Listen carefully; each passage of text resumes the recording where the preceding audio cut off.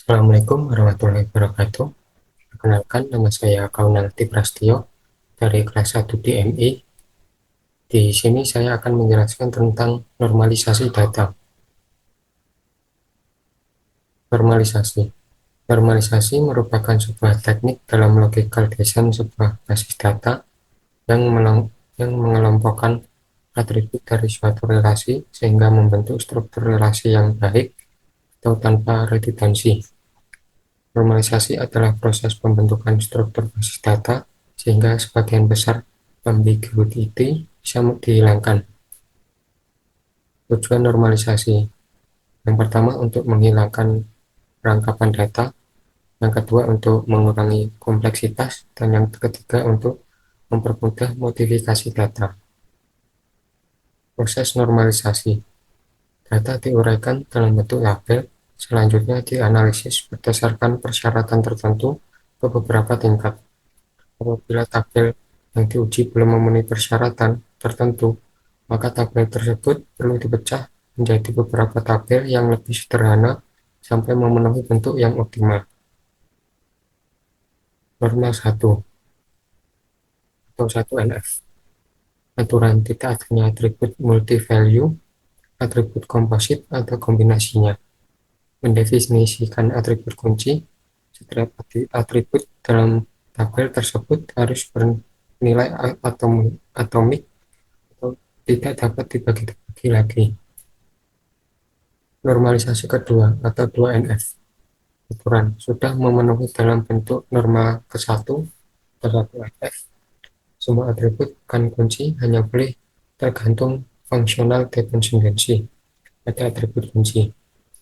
Jika ada ketergantungan parsial, maka atribut tersebut harus dipisah pada tabel yang lain.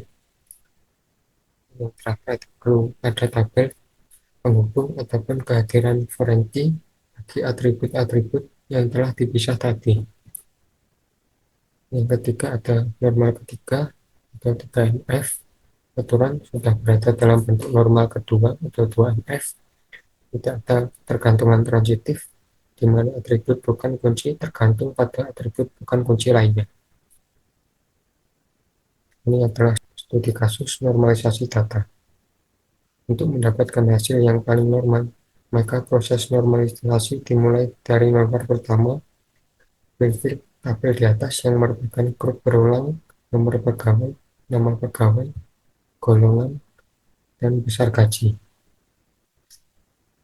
Normalisasi pertama, solusinya hilangkan duplikasi dengan mencari ketergantungan parsial, menjadikan field menjadi tergantung pada satu atau beberapa field, karena yang dapat dijadikan kunci adalah nomor proyek dan nomor pegawai. Maka langkah kemudian dicari field mana yang tergantung pada nomor proyek dan mana yang tergantung pada nomor pegawai. Yang dihasilkan pada tabel berikut ini. Kita nomor proyek, nomor pegawai, golongan, dan besar gaji.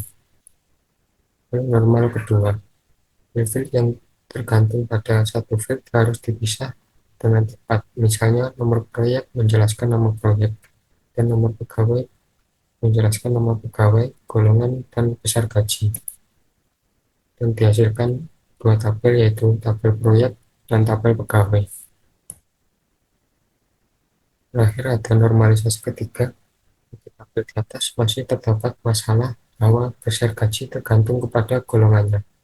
Padahal di sini golongan bukan merupakan field kunci. Artinya kita harus memisahkan field non kunci golongan dan besar gaji yang tadinya tergantung secara parsial kepada field kunci nomor pegawai untuk menghilangkan ketergantungan transitif. Dan dihasilkan 4 tabel, yaitu tabel proyek berisi nomor proyek dan nama proyek, lalu ada tabel proyek pegawai yang berisi nomor pegawai dan nomor proyek, ketika ada tabel pegawai yang berisi nomor pegawai dan golongan, dan keempat ada tabel golongan yang berisi golongan dan besar gaji. Mungkin itu yang saja yang saya sampaikan. Jika ada kekurangan, mohon dimaafkan. Wassalamualaikum warahmatullahi wabarakatuh.